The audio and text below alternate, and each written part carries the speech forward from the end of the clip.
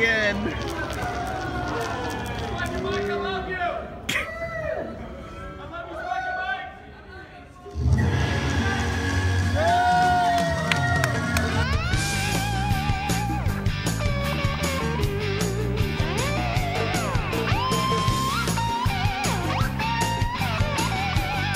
Welcome to hell. It's San Diego Comic-Con 2018 and it gets worse every year. I frickin' hate this place. Every year, Adult Swim has a carnival thing to win Adult Swim prizes. Last year, there was a basic line to get in and a fast pass for anyone who signed up online. This year, I don't fucking know. You wait in line for a wristband and maybe you'll be raffled to get in the next day, or you'll enter a raffle to maybe go to a Rick and Morty panel exclusive to raffle winners, and there was like a second Steven Universe panel also to rafflers only. Maybe you'll get in, or you won't. How about for next year, we just forget the lines or raffles? Let's just have a con employee think of a number and everybody yell their guess at the exact same time. That's a good system. But forget that. There's some fun to be had here. Hopefully.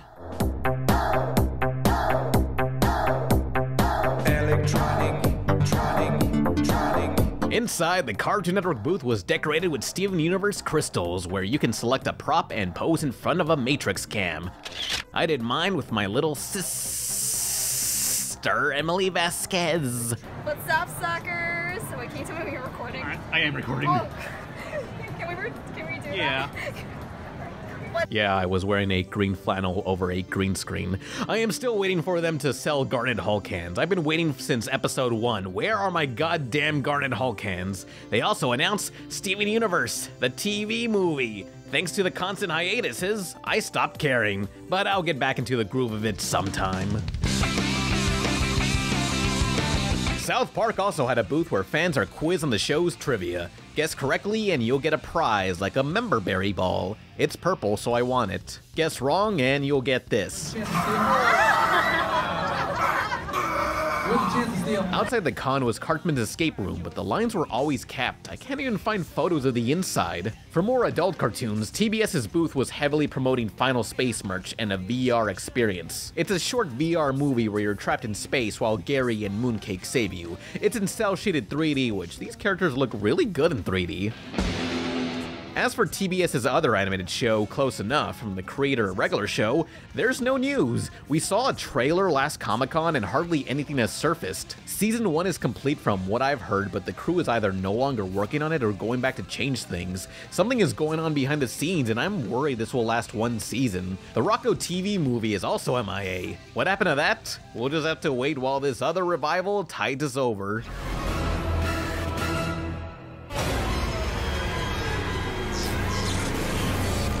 It's happening, people, it's back! Invader Zim, Enter the Florpus, a TV movie coming whenever. Finally, a trailer is shown, and judging from that, it'll cover the first issue of the 2015 comic and branch off from there. At the panel, creator Jonan Vasquez mentioned the trailer footage was whatever random clips they had completed with no clue as to what the plot is. This includes clips that were going to be sent back overseas to be reanimated. Reshoots happen in cartoons, and yeah, some of those shots don't look quite right. I'm anticipating a backlash to the new style. Jonan's art has changed in 14 years since Zim ended. Backgrounds and aliens look about the same, but the humans seem more rounder. I guess for a sharp versus smooth contrast. But the biggest change is Dib and Gaz. New outfits and either a tan or the overall color scheme changed. I can explain. Dib was based on Jonan himself as a pasty white Mexican boy. Jonan was white during Zim's original run and tanned up over time, while the Zim comics take place several years after the series finale. So if a pasty white Latino boy like Dib and Jonan can get a tan, then so can I. I'm guessing the in-universe explanation will have Dib letting himself go during Zim's absence, but once Zim does return, Dib decides to go outside and work out. That's my theory, and my goal. Now, let's see what other upcoming cartoons we can get mad at. There's Disenchanted, Big City Greens, and Rise of the TMNT. Those are coming out a week after this video, so I'll save my thoughts for the review. I got other shows to talk about. They showed the intro to Amphibia, the frog cartoon. It had frogs. Not much to say. It looked nice. I met the creator too. This photo will be more impressive when the show premieres. If you want more of my face, I have shown up in several Cartoon Network YouTube videos. Go find them, asshole. Mega Meddler! You just bought a spot on my to-destroy list. When it comes to reboots or spin-offs, I learned not to care what they change. You just have to ask, how does it stand on its own? No one asked for a talk show about a superhero, a broad kids comedy of a dark, violent parody of Daredevil, or Mega Man as a Tamagotchi fighting viruses, or in this case, the upcoming cartoon Mega Man Fully Charged, aka Mega Man The Ghostly Adventures. It's about a human boy with a power suit and a snarky little robot living in that power suit, and they protect the city from robots. Big mistake, Blaze Face!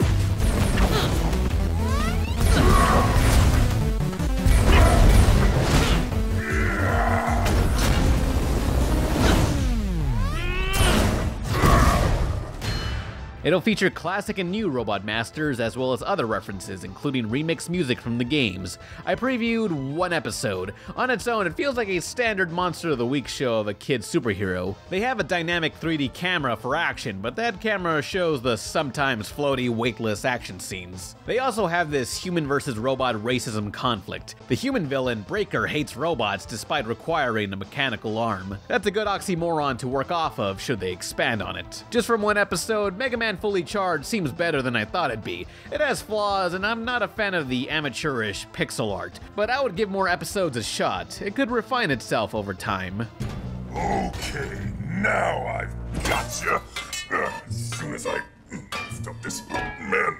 Oh, wait. Maybe this'll get you excited. Netflix's Dragon Prince, created by two guys, the head writer of Avatar and the director of the Uncharted games. This may be the end. Jelly tart?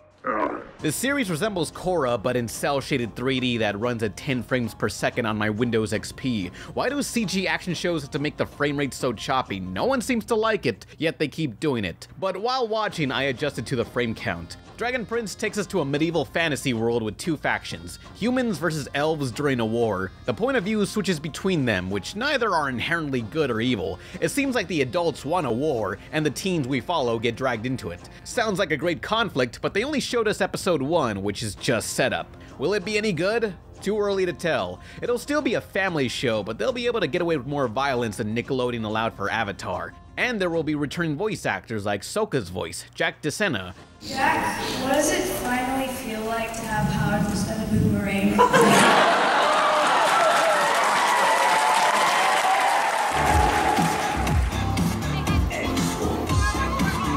So I was talking with my little sister about the weird feelings I get around certain family members, and she brought up the Voltron panel. There was a fangirl who asked a Q&A question which turned into a long rant asking why no one takes Lance seriously and if he'll ever find love or something with the other Voltron boys. A simple question she kept ranting about for a minute straight. Like there's other people in the Q&A line. Okay, so my question actually kind of piggybacks off of that a little bit. It's the same thing because my favorite character is Lance.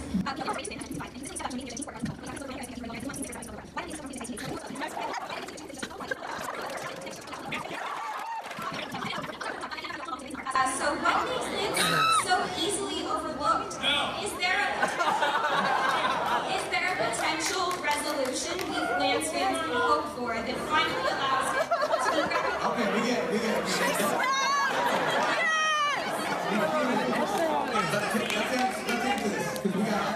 She said it all. We got a gigantic line behind you. Let's answer this. They answered her, but she kept on blabbering to the point where they shut off her microphone. That's where she started yelling across the room. And I think the fun thing is, I'm sorry?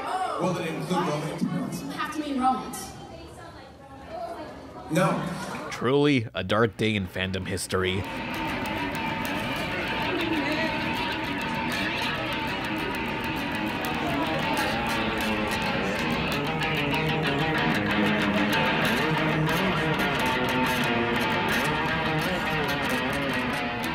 Look at them.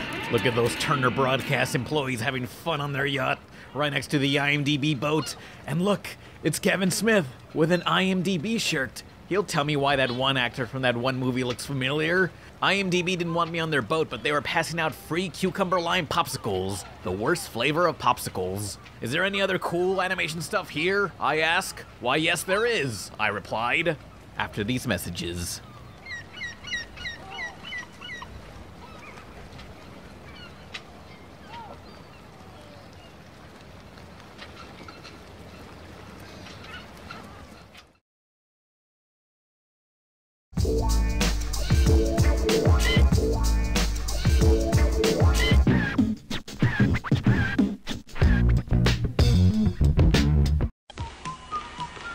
really score when you watch KPBS San Diego.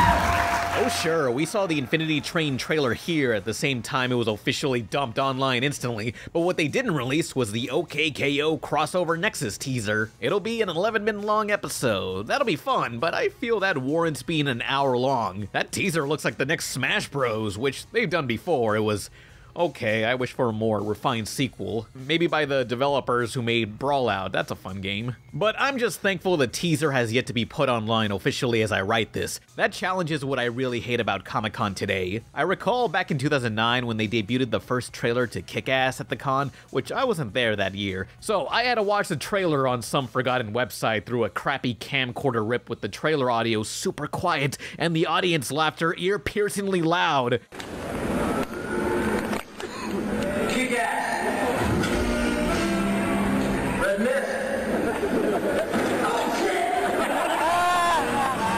That sucked for me as an outsider, but if you traveled all the way there to see it and spent so much money, you deserve to see it early. These days, any trailer reveal is officially up on YouTube. What's the point of going here then? Maybe you'll get up and start your Q&A question with, "Hi, I'm an aspiring actor. Here's an unrelated question," as if the stars there are gonna bring you back to Hollywood in a limo. You ever see the Comic-Con episode of Cleveland Show? That's the most accurate portrayal of this hellhole. Why do I go here? Personally, I just like meeting people. It's like, hey, what's going on?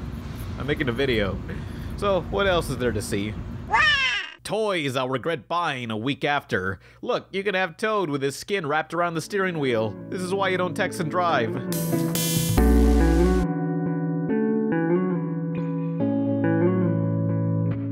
While in San Diego, I met up with my clown friends. Yes, really, I have clown friends. We met up at this fancy hotel with a vending machine offering champagne. Looks like a gag from The Simpsons. It cost 25 bucks, which I'm no alcohol expert, but I'm pretty sure 25 for champagne ain't worth shit. There was a lot of security here. The cast of Riverdale was staying, I believe. I did run into Andre Black Nerd at this hotel, so it had to be some fancy event. But I'm not here for live action stuff. From all these cool cartoons previewed, I think we can unanimously agree the best reveal is the upcoming Minecraft episode of Adventure Time.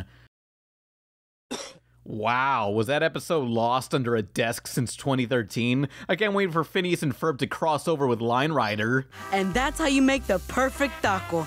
Oh man, I'm so bored! Hey, I almost forgot 2019's Victor and Valentino. It's what people are calling Mexican Gravity Falls, because Gravity Falls invented mysteries and mythical creatures. Really, Gravity Falls is just the modern day mobile mysteries. Let's see how you like that, asshole. I'm excited for what Mexican folklore it'll use. I know the Netflix show Legend Quest uses Mexican folklore, but that show travels to different countries, whereas Victor and Valentino will concentrate on Mexico. Eres atrapado! Eres atrapado! I told you. I am not going back in there! While having carte blanche to do any world mythos sounds superior, I feel it's more fun to work off one theme, like how Yokai Watch covers Japanese spirits or Steven Universe builds an alien race from gems. I was told this will be a little different and more refined from the pilot, and these Mexican characters will stop saying, "Oh my taco," which is the worst catchphrase ever. I can't believe they would say that. I'm wondering what they'll improve on once the series premieres, but now let's get into the stuff I bought. It'll make me feel less guilty for spending money on crap. I bought a con-exclusive purple Reptar from Kid Robot, a Kirk Ryden Mohawk, the Necromancer from Castle Crashers, Oki from Squid Kid Inc. They predated Splatoon, by the way. I love these guys. They make vinyl figures in the shape of NES carts. I got a few of these. A Zombie Tramp Metal poster from Joel Adams, character designer for King of the Hill. Posters of the fighting game rival schools from Skullgirls designer Alex Ahad. A Bendy and the Ink Machine coloring book. Stick it in my kink machine. A Hardcore Henry comic that goes over the bad guy's origin. This is one of my favorite movies. The seller also included the comic Future Proof. Stickers I bought for my niece designed by A. Christopher Lee, not the one you're thinking. Buttons, pins, and temporary tattoos. A Final Space mini record and plush. Pearl and Marina stickers by Genevieve Sai. A Rise of the TMNT mini comic. A fan letter. Hello Kitty water. It's really nice. Look at that design. A Steven Universe tote bag. A Marcel Gum bubbling book from Boom Comics. Another Mega 64 scarf to put over my shelf. And a Spike and Mike DVD. Who are those guys? I'll get into that soon. But about all this stuff, I own so much crap that I mostly buy stuff to support the artist rather than to own. What I really want to do is save up for this massive Ryu V-Trigger statue, or any sort of cool massive figurine for my room. I don't really care about Ryu. Again, I don't play fighting games, I just want to fuck the characters. I would love to get some massive statue of Cammy, Juri, Elena, or Rainbow Mika. Maybe someday. Right now, it's kinda getting late.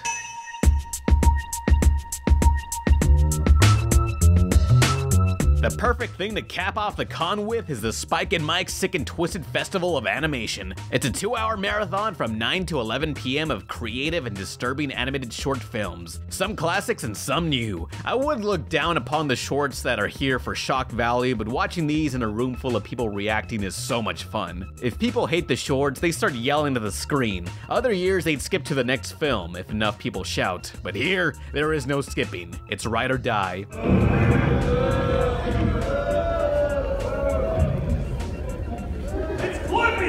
I was texting someone later about the event and they replied with, "What the fuck is Spike and Mike?" That hurt. Kids, before the internet, the only way to watch cool animated short films is either from a compilation series on TV or go to a film festival. Starting in 1990, Spike and Mike would tour cross-country to show off cartoons they thought were cool. Artists like Mike Judge, Danny Antonucci, J.G. Quintel, Tim Burton, Craig McCracken, John Lasseter, Bill Plimpton, John R. Dilworth, and more got featured here before they made it big. That's how things were done. Now people can post their stuff on YouTube. It seems like every year less and less people are showing up to these late night marathons. If you're at Comic-Con, you ain't doing nothing at 9 p.m. Why don't you come down and watch some bullshit? It'll be fun.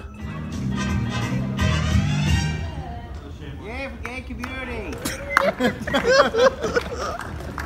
Gay cartoon! Let's go in the garden. You'll find something waiting right there where you left it, lying upside down. Well, this is it, the final Adventure Time Comic-Con panel before the series finale. I feel personally connected since me making RebelTaxi started right when Adventure Time and regular show began. To me, that marked the beginning of the 2010s. My YouTube career would have been far different had those two never gotten me back into animation. Looking back, Adventure Time used to be massive at Comic-Con. There were tons of cosplayers everywhere quoting, "What time is it?" But that was back then. Now I saw about 3 cosplayers with a modest line to get into the panel. The energy was not there. The voice of Finn had to leave midway for a Voltron panel, and that kinda summed up Adventure Time. All the crew who made the show what it was moved on to other projects, while fans lost interest with story arcs that went nowhere. Not even the creator was at the panel. At least the other voice actors and Rebecca Sugar appeared, who played a new song from the finale. Daily and nightly, in little ways, when everything stays.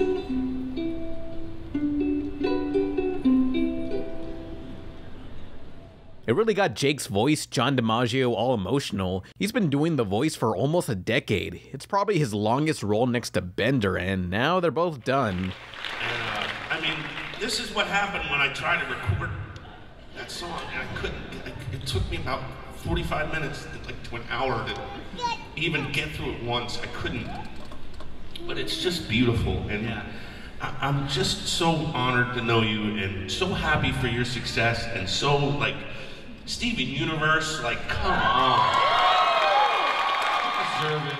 But hey, nostalgia never dies. While Adventure Time lost steam, it'll be back in some form, maybe as a big AAA game or a reboot that condenses the storyline. They're not gonna let Adventure Time be forgotten. Take the dog and really go with the forward never end. It's Adventure Time. Thank you so much for coming. We love you guys. Thank you so much.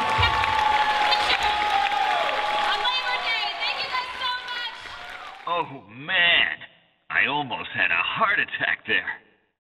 It's the weekend, and it's time to dance. We can dance if we want to. We can leave your friends behind. Word! 'Cause your friends don't dance, and if they don't dance, well, No friends of mine. shut it! See, we can dance. Get to it. Everybody look at your hands. We can dance. Get to it. Everybody's taking the chance. Join a whole weekend of the regular show and Adventure Time this weekend on Cartoon Network. Oh yeah, I'm having a fun time.